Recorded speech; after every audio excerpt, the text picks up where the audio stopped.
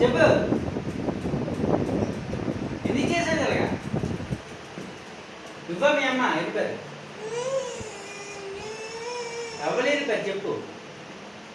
కొట్టా నీకు ఎవరు వెళ్ళిపోయారు? ఎవరు వెళ్ళిపోయారు? నువ్వేనా? నువ్వే వెళ్ళింది? నాన్న కాదు. ఎవరు వెళ్ళిపోయారు? ఎవరు వెళ్ళిపోయారు?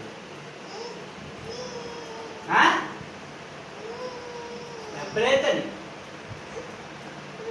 ఎవరు ఇరికింది? ఎవరు చెప్పు. నువ్వా అమ్మ? నువ్వా అమ్మ? ఎవరి